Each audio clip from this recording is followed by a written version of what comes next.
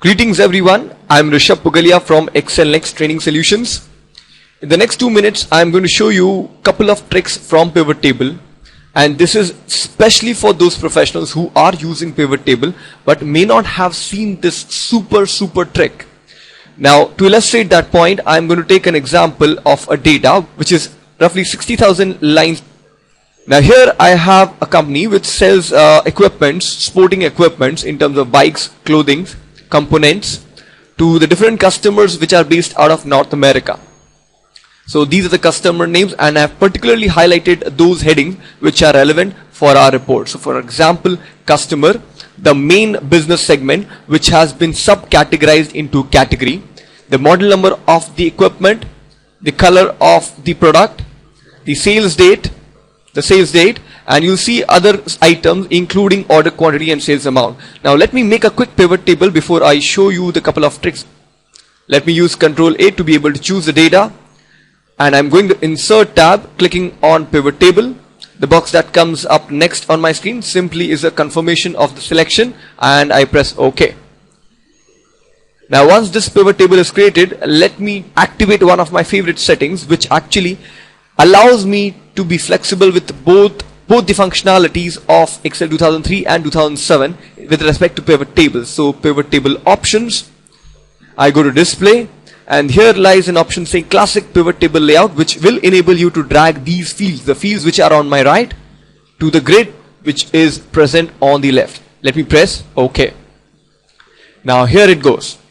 Let me put the business segment on the row field. So these are the 4 business segments. Let me put category under them. So either I can put under the row fields in the same section, else I can put the category under row labels under this business segment. Now let me put order quantity in this area. This is what I refer as main action area. We can all mathematical numbers are presented in this main action area. Now I want some detailed report in terms of the yearly trends of sale. So I'm going to put sales date on top of this. Now this is column label or column field. In case I put that in column label, is this the same thing that you're going to get? Now look, these are individual dates. These are not of my help because I want a summary report. So I right click on any date. Mind you, right click on any date and you will get to see something called grouping. Once I go to grouping, you'll be amazed that Excel pivot table has this ability to group these numerous dates into years or months or both. Let me pick up only years as of now. Oh, I have year wise, product category wise, the quantity that I have been selling over the past couple of years. Now this is not the main trick. The main trick is yet to arrive. Let me put customer under page field. Now this page field is the same as report filter. So instead of putting the customer under page fields, I could have put customer under report filter. Now just be careful about this name, report filter. There's something unique about this name, report filter. Why?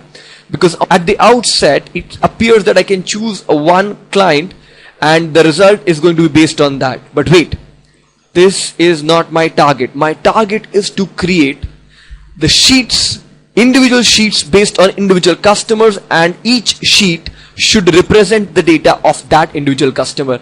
Now if there are 600 plus customers, can you imagine how much time that is going to take to create those sheets, to name those sheets, and to copy and paste the data?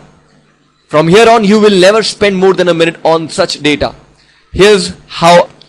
Let's go to options. That's the pivot table option, within which let's click on this small drop down. Please note, I'm not clicking on the word options.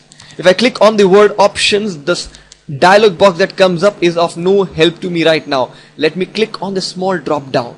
Now wait, there's a super option that lies underneath this sub option called show report filter pages. Now what is report filter? Report filter is where I have given customer. So if I substitute report filter with customer, how's it being read? Show customer pages.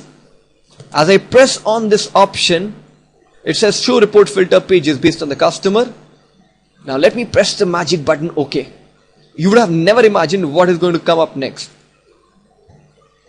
No, my computer is not hung. This is individual sheets being created for each and every customer, and each sheet, the sheet tab is named based on the customer, and each sheet represent the data only of that customer.